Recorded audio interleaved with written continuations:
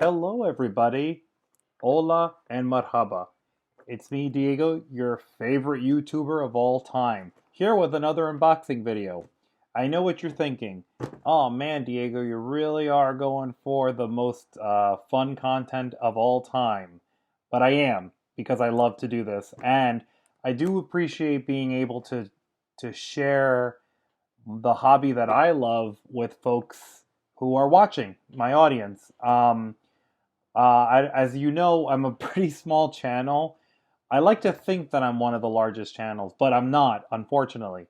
But you guys are helping make me grow strong, so I really appreciate it.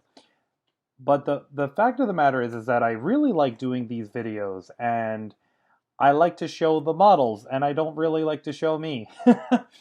And that's part of the reasons why I'm kind of really excited about this. I'm going to be pre-recording at least two more, and then some are going to be exclusive to my channel, and then the rest are going the one of them is going to go to the West Coast Bannerman, and then I'm going to, after the West Coast Bannerman I've posted, I'm going to put it on my channel, so be prepared for that one. Today's video is going to be about a new attachment box that's going to be coming out next month that I also have, which I'm really excited to talk about, which is the Baratheon attachments. And as you know, I'm pretty much a Baratheon fanboy, and so a lot of the stuff that's in this box is super cool, and it's going to be auto includes for some of them, especially the newer ones. There's some resculpts of like really cool things like the Red Priestesses and some updates to the rules that we're going to be coming up with, which I'm not a big fan of because some of those rules are going to affect the armies that I play. And so, as you know, the rule is if it's someone else, the rule is too good and it's OP, it needs to be nerfed. But if you play it and the rule is cool for you, then hell no, that rule needs to stay and it's not OP at all, whatever anybody else says. So anyway, so we're gonna go and look into it, and you'll tell me what your thoughts are in the comment section. And as always, remember to like, share, and subscribe. And feel free to follow me on Instagram at Cobra's Finest with a Z. Or let's see. Okay, let's get started. Okay, so here we have the Baratheon's attachment box. One, so let's open it up and see what happens. Okay, so we have, I think this is for the Dragonstone Noble. We'll go through the cards one by one. Okay. So the first card we're going to look at is the Dragonstone Noble, which is such a badass looking model. And so this is one of those solo units, which are going to be, 3 points, I believe. And it's going to allow things like Sundering, deals 2 automatic wounds for each wound this model suffers. It's cavalry. It's, it gives free charge actions. I mean, it's speed 4, so it's a little slow, but this looks like it's gonna, and it's a defense save of 2, so I think this is going to be an interesting thing. This is for the Stannis loyalty, obviously, because they don't call him Stannis the Manus for nothing, or at least I call him that. So because I'm a Stannis fanboy. So here we go. This is the attachment, which if you saw my other video, shameless plug, for the Champions of the Stag, you're going to see where this would be a great addition to them. And so I think this is going to be a great piece for them, especially because of that, 4 movement. So we're going to go through the Renly side of the house for now because he's got 2 specific, Renly specific loyalties. This is the Thorn Sentinel, which allows it if you could see here, it says parry, which when this unit is attacked with melee, for each attack die roll of 1, the attacker suffers 1 wound. I mean, right there is a perfect example of what to bring when you have, for your Rose Knights. I mean, this would be a great attachment for your Rose Knights. And their shenanigans. The next one is the Pikeman Captain. This is again another Renly loyalty. This one is each time a unit passes a morale test, it may restore up to 1 wound.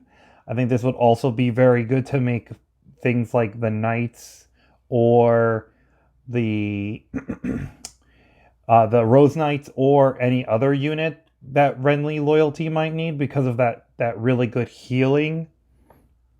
So they have a defensive and an offensive kind of way of working at it. Yikes. Sorry for the shaky camera. The thing that I thought was very interesting was the redo of the Red Priestesses. So the Red Priestesses, as you could see, Stannis, obviously, loyalty, but this one is Divine Sacrifices. So now each time this unit attacks before the attack die roll, it may make a morale test, and if it would fail, it may, 1 and for reroll all. So now this change is that it's a panicked or vulnerable, where when the R'hllor Faithful first dropped, it was panicked and vulnerable, which, needless to say is pretty good. This is still good, but it's not as awesome as being able to give someone panicked and vulnerable. So this is going to make the Red Priestess a little bit more bearable.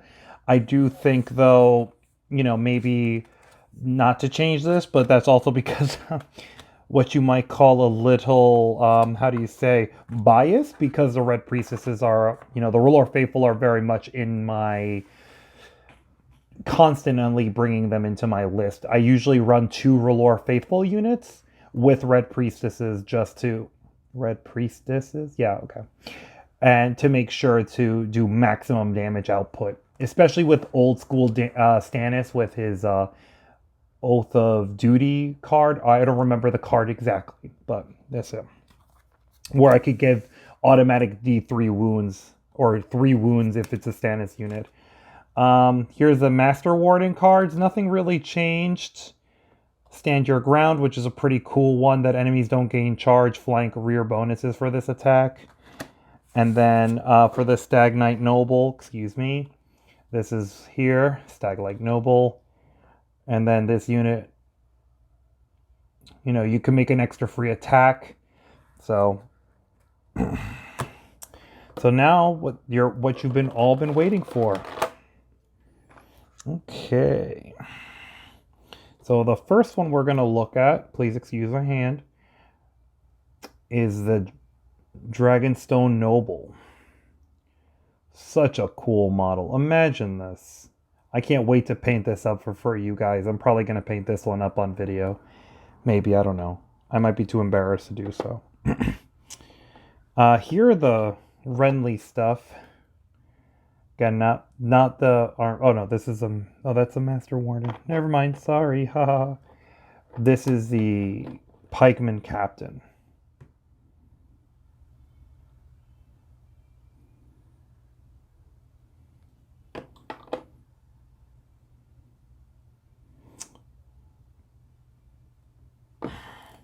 I do feel like the Thorn Guard Sentinel and the Pikeman Captain are going to become auto takes for the Renly side, especially for